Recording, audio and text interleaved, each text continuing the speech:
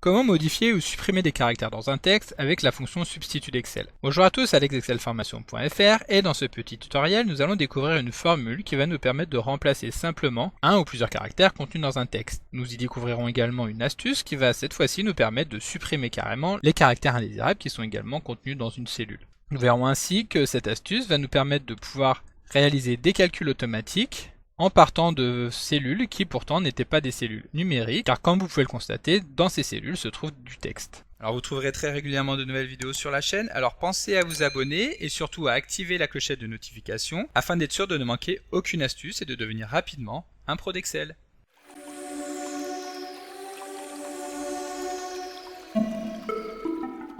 Comme d'habitude, le support que nous allons utiliser dans le cadre de cette vidéo ainsi que son corrigé sont disponibles au téléchargement en suivant le lien que vous trouverez dans la description de la vidéo. Et comme d'habitude, je vous invite à les télécharger afin de pouvoir réaliser les opérations en même temps que moi, ce qui vous aidera à bien comprendre tout ce que nous allons voir dans le cadre de cette vidéo. Alors comme vous l'aurez deviné à la vue du titre de ce tutoriel, pour effectuer simplement le remplacement d'un caractère au sein d'un texte, Excel propose la fonction substitut. Cette fonction substitut que nous allons retrouver en tapant comme d'habitude son nom dans la barre de formule, attend 4 arguments principaux. Nous allons tout d'abord avoir l'argument texte, qui correspond tout simplement à la chaîne de caractères sur laquelle nous souhaitons effectuer la transformation.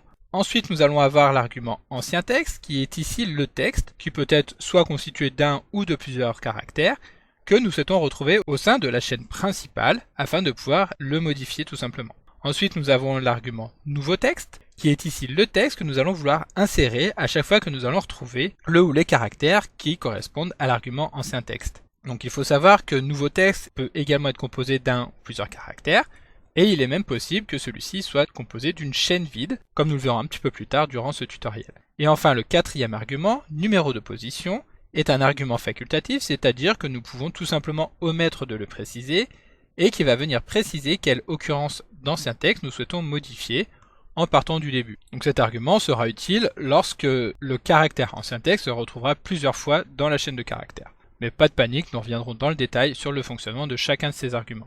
Alors maintenant que nous avons fait une rapide présentation de la fonction substitut, voyons comment utiliser avec une série d'exemples très simples. Et pour illustrer ces exemples, nous allons donc partir du tableau que nous avons ici à l'écran, qui est une liste des principales villes françaises pour lesquelles nous allons retrouver le nombre d'habitants relevé durant l'année 2015 et ensuite la superficie occupée par chacune de ces villes. Ici, nous allons vouloir retraiter rapidement cette liste afin de pouvoir en calculer la densité propre à chacune de ces villes. Alors tout d'abord, voyons comment modifier un caractère dans un texte. Alors dans un premier temps, nous allons utiliser la fonction substitut pour retravailler le nom des villes et voir comment faire pour modifier un caractère au sein d'un texte. En effet, comme nous pouvons nous en rendre compte, les noms que nous avons ici nécessitent quelques retraitements afin d'être facilement exploitables. Par exemple, nous allons souhaiter retirer les tirets que nous avons ici, afin de les remplacer par des espaces. Et pour cela, nous allons nous placer sur une cellule située dans une zone vide de la feuille de calcul, donc par exemple ici sur la partie droite. Et nous allons tout simplement appeler la fonction substitut, donc comme d'habitude pour rappeler une fonction dans Excel, on commence par taper le symbole égal qui permet de préciser que nous allons venir saisir une formule, puis ensuite nous allons tout simplement taper les premières lettres qui correspondent à la formule. Donc ici, pour appeler la formule substitut, nous allons taper le S, le U et le B. Et à ce moment-là, automatiquement, Excel va nous proposer d'insérer une fonction qui est justement la fonction substitut. Et alors, il suffit de double-cliquer sur celle-ci afin de l'insérer dans la zone de formule. Pour commencer, nous allons travailler sur la première ville que nous avons dans notre liste, c'est-à-dire Paris. Et ensuite, il suffira d'étendre la cellule vers le bas afin de pouvoir transformer automatiquement le nom de chacune des villes. Donc ici, étant donné que nous voulons modifier cette cellule, la valeur que nous allons insérer en tant qu'argument texte dans la fonction substitut est évidemment la valeur de la cellule A7. Nous cliquons tout simplement sur cette cellule afin de l'insérer automatiquement dans notre fonction. Ensuite, nous passons au second argument, qui est le texte que nous voulons retrouver dans notre chaîne de caractères afin de le modifier. Et ici, il s'agit tout simplement du tiret, mais étant donné qu'il s'agit d'une chaîne de caractères, nous allons le taper entre guillemets. Puis le dernier argument correspond au texte que nous voulons insérer dans la cellule que nous modifions à la place du tiret. Il s'agit tout simplement d'un espace que nous tapons encore une fois entre guillemets. Une fois que nous avons terminé, nous fermons la parenthèse, puis nous validons en appuyant tout simplement sur la touche Entrée. Et à présent, comme nous pouvons le voir dans la cellule sur laquelle nous venons de rentrer la formule, effectivement les tirets ont disparu et ont été remplacés par des espaces. Une fois la formule validée comme nous venons de le faire, nous pouvons simplement l'étendre sur les cellules du dessous en utilisant la poignée de recopie que nous retrouvons en bas à droite de la cellule qui est sélectionnée. Pour étendre la formule, il suffit tout simplement de cliquer sur cette poignée de recopie, qui est donc le petit carré en bas à droite, et de descendre le curseur de la souris tout en maintenant le bouton enfoncé. Et à ce moment-là, comme vous allez pouvoir le constater, le traitement que nous avons mis sur la première cellule va être appliqué sur l'ensemble des villes de notre tableau. Alors maintenant, imaginons que nous souhaitons non pas remplacer les deux tirets qui se trouvent dans notre cellule, mais uniquement le premier. Donc pour cela, nous allons faire intervenir le quatrième argument, qui est l'argument numéro de position, sur lequel nous allons donner par exemple la valeur de 1, afin de remplacer le premier tiré par un espace, mais de laisser le deuxième tel qu'il l'est aujourd'hui. Donc nous validons par exemple en appuyant sur la touche CTRL et la touche Entrée du clavier, afin de valider toutes les formules qui sont sélectionnées, ce qui permet d'appliquer en un seul coup directement la fonction sur toutes les cellules. Et donc comme nous pouvons le voir, le premier tiré qui était donc situé avant les deux points a effectivement été remplacé par un espace, alors que le second est toujours présent. Si nous voulons réaliser l'opération inverse, il suffit bien entendu de remplacer le 1 par un 2 et de valider toujours en appuyant sur CTRL et Entrée, et cette fois-ci, c'est uniquement le second tiré qui a été remplacé par un espace. Bien entendu, ici nous nous sommes limités à modifier un seul caractère dans notre chaîne de caractères, mais il est tout à fait possible de modifier directement plusieurs caractères. Donc imaginons pour cela que nous souhaitions remplacer les trois caractères que nous avons ici, à savoir le tiret, les deux points et le second tiret, tout simplement par la chaîne espace 2 espace. Donc pour cela nous allons revenir dans notre fonction. Nous allons tout d'abord commencer par supprimer les arguments que nous avons saisis. Et ici, comme nous l'avons vu, nous allons vouloir retirer les trois caractères qui correspondent au tiret et aux deux points. À la place de cela, nous allons vouloir rentrer un espace, le mot 2, un second espace, nous pouvons ensuite fermer la chaîne de caractères et valider la formule. Ensuite nous validons et comme vous pouvez le voir, le ville-2-Paris est transformé par ville de Paris. Comme tout à l'heure, nous allons simplement étendre la formule sur les cellules du bas, mais cette fois-ci, pour gagner un petit peu de temps, en double-cliquant directement sur la poignée de recopie, ce qui fait qu'Excel va automatiquement l'étendre sur toutes les cellules qui sont situées en dessous. Alors maintenant, voyons comment supprimer un caractère dans une chaîne. En effet, maintenant que le nom de la ville est inséré dans une chaîne qui nous convient, nous allons vouloir faire disparaître les crochets que nous retrouvons en début et en fin de chaîne de caractères, tout en conservant la modification qui a déjà été effectuée. Alors pour cela, nous allons simplement encapsuler la fonction substitut, avec les arguments comme nous venons de le faire, en tant qu'argument justement d'une nouvelle fonction substitut. Donc comme nous venons de le voir, nous allons appeler une nouvelle fois la fonction substitut, et le premier argument texte que nous allons insérer dans cette nouvelle fonction est la chaîne de caractères que nous avons déjà retraitée.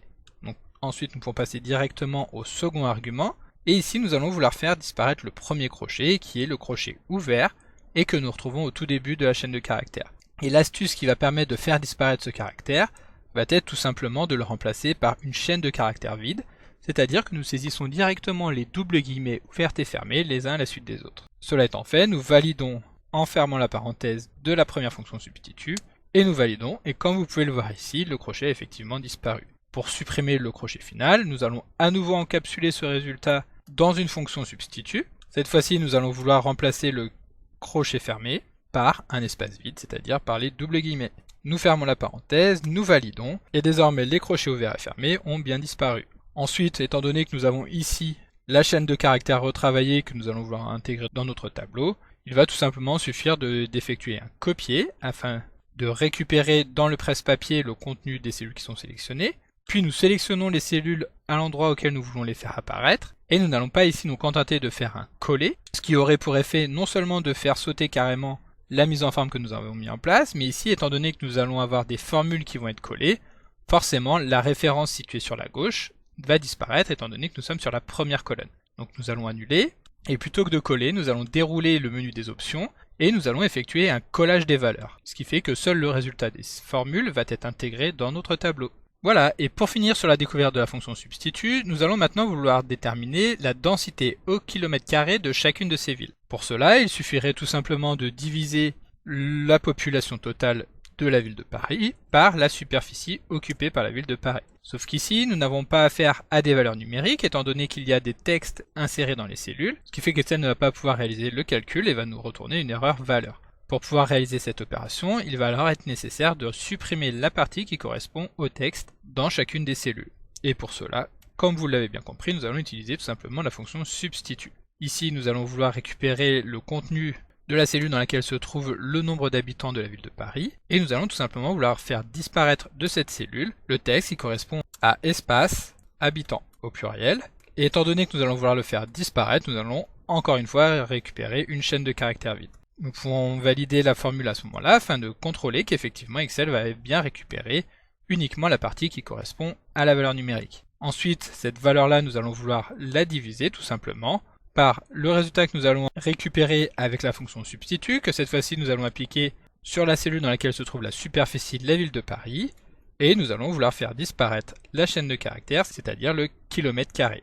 Nous validons, nous remplaçons cela par une chaîne de caractères vide, et lorsque nous allons valider, cette fois-ci Excel va nous informer que la densité qui correspond à la population de Paris sur les 105 km est de 21 429 habitants au kilomètre carré. Une fois que nous avons calculé cette densité pour la ville de Paris, nous allons tout simplement pouvoir étendre la cellule sur les autres villes afin de récupérer effectivement la densité de chacune de ces villes. En revanche, comme vous pouvez le constater, Excel a effectivement étendu la formule comme nous le voulions, mais il a également étendu le formatage de la cellule, ce qui fait que nous avons maintenant des bordures que nous n'avions pas avant. Pour les faire disparaître, il suffit tout simplement de dérouler le bouton qui apparaît lorsque nous sélectionnons les cellules, et de choisir de ne recopier que les valeurs sans la mise en forme. Ce qui permet, comme vous pouvez le constater, de pouvoir récupérer le formatage tel que nous l'avions juste avant.